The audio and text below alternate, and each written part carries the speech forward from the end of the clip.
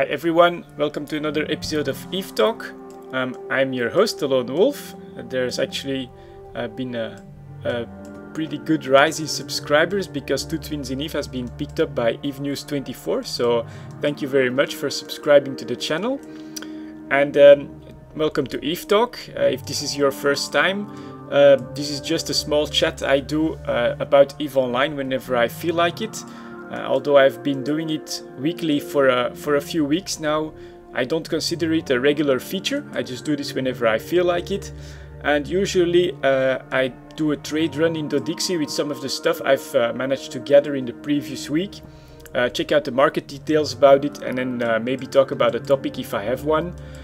So I'll start with the usual stuff. Because I'm mostly a miner, I'll check out the mineral market.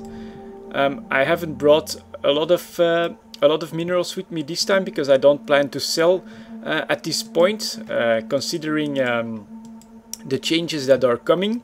But I do find it interesting to see how the markets are moving at the time. I actually have like 60 million titanium and 50 million pyrite in my home base at the moment, so I'm going to stock up for now. And the reason is pretty obvious. If we look at this titanium chart, 1 month chart, clearly the uptrend is still going on. If I look at the buy and sell orders, I have buyers at 5 ISK 96, so that's almost 6 ISK for titanium. I've personally never known it to be that high, and I expect it to go even higher with the changes to the rogue drones especially. Let's see what pyrite has been doing, and that's going up even more steeply. Could of course be the scale of the chart, but buy orders of almost 7 ISK for pyrite, and that's a nice uptrend. And let's check out Mixalon. Because I'm a high-sec miner, these high-sec minerals are what I trade with the most, and Mixalon seems pretty stable at the moment. It's around 53 ISK for buyers, and that's probably because it has already known a pretty steep rise. Here we go, on the 3-month chart is pretty visible with the release of the new tier 3 battle cruisers, which require a lot of Mixalon to produce. So that's, I think, why at the moment Mixalon isn't rising as much as the other minerals. But anyway, I'm not going to sell at this point. I'm just going to keep them here in order to have a quick link to the market details from them. As you may have seen in the Two Twins in Eve episodes, we've taken a small incursion into a wormhole. I got 6 melted nano ribbons. My brother got 10 of them. So if I look at the market details for this, 6.5 to 6.9 million ISK for one melted nano ribbon. That's a pretty nice item. Price history though, it's a downtrend, so I guess that this is due to the increased activity in wormhole space. So there's a lot more supply probably in wormhole stuff than previously, and that's why we are seeing this lower price. Still, I'm going to I can sell them at 6.5, so I'm pretty happy with that. Just to immediate get rid of them. That's almost 40 million there. Yeah, the data cores, I've said this previously, I'm keeping an eye on this because this could get tied in with faction warfare in the next expansion. It's not moving a lot at the moment, so there's no reason for me to sell it now when I didn't last week. And same with this Shadow Serpentis magnetic field stabilizer. I think faction stuff still requires quite some effort to get sometimes, so that's probably going to be a good protection against inflation. I'm still going to keep that. And I have some more worthless salvaging stuff here. I'm going to just give it to my brother because he does make rigs, while I don't. I focus on the talos production.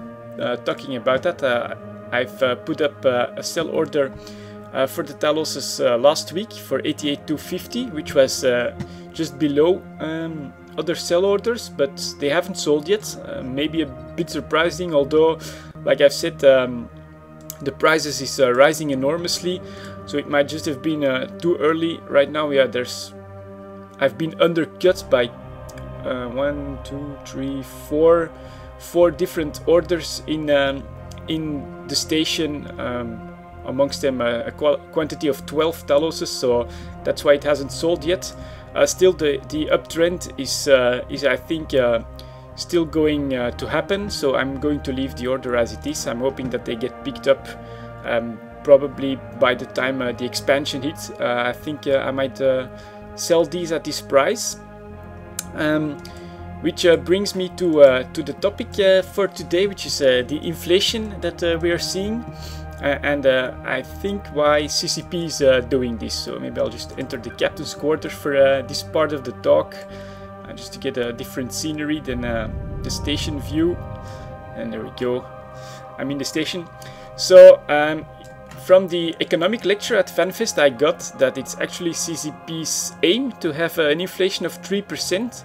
And now personally, if I would think that if what they really wanted was stability, they would aim for 0 inflation. So just to have the amount of ISK in the game grow a bit more equally to the amount of goods that are being produced in the game.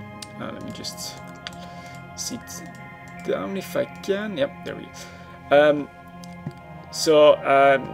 But their stated goal is inflation of 3%. So I guess that CCP thinks that inflation in the game is a good idea, and that a chart like this, view market details of very high prices for ships, is actually what they want.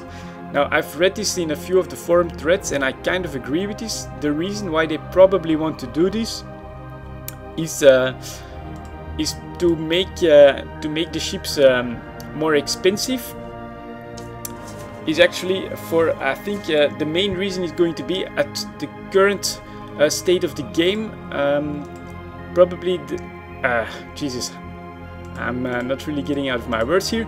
At the current state of the game, most people consider battle cruisers to be the entry-level ships. So whenever a new player comes into EVE Online, the first thing he hears is go for a Drake or go for a Hurricane. At that point, the Drake is a very popular ship. The graph might be interesting. Yeah, that's been rising quite a lot as well, below 35, and now we have some dots at over 55 million ISK. That's almost double the price there. So, and the reason why CCP wants this is because with battle cruisers being the entry-level ships, this means that a lot of smaller ships like the Tech 1 frigates and the Tech 1 cruisers are now being underused or almost not used at all. And with high inflation, CCP is hoping that that these ships will once again become more popular, and this will should mean that PvP will matter a bit more. Losing your battleship now means almost nothing. A carrier, same for a carrier. But with a lot of inflation, especially capital ships will rise in price much more nominally. So these losses might start to mean something again. It should be better for the progression of newer players, because if a Rifter and then maybe a Caracal fleets once again become used in EVE Online, this means that they will have a smoother progression towards the battle cruisers and then the battleships, but they'll at least have something to train for and to use before they get into those ships. And finally, this is my opinion, of course, and that this might not be a bad thing for the game longevity.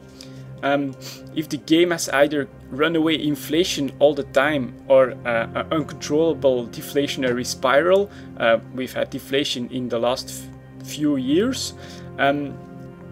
If it has either one of those, the economy will simply spiral out of control. But with a cycle, with deflation followed by some inflation and then maybe again a bit of deflation, which was hinted at in the economic lecture in the fourth quarter of EVE of this year, the longevity of the game is much more plausible, because in the end the economy will be much more stable, although of course with variations, with high prices and then lower prices again. So yeah, I think that's the reason why CCP is doing this. Now there is one more aspect that we should keep in mind when we're discussing a topic like this, and that's the launch of Dust 514. I think that is also one of the reasons why CCP isn't afraid to allow a lot of ISK to come into the game, because they are also keeping in mind that Dust is coming our way. So on my thoughts on that are, first of all, the rogue drone changes, and that could become an opportunity. If rogue drones no longer drop alloys, and this could mean that at some point in the future rogue drones will drop stuff that are specific to Dust 514. Why do I believe this? Because on the FanFest videos we have seen that rogue drones will actually become the PvE content for Dust 514. So could be some story developments behind that as well, but I personally think that there will be that rogue drones will be part of the connection between Dust and EVE Online. And of course we don't know what influence the Dust 514 economy will have on the EVE Online economy. Personally, with contracts and stuff, I wouldn't be surprised that Dust 514 will certainly in the beginning be a serious sink for the EVE economy, and that this current inflation could be a preparation for this, you know, to keep the impact on the EVE economy a bit lower by having players with lots of ISK, so they can immediately spend it on Dust 514 stuff. It could be one of the other motivations for aiming at inflation while claiming that stability is what they want. So anyways, yeah, those are my thoughts on inflation. If you have any comments, feel free to leave them. As always, try and keep them polite, and I'll see you all next time.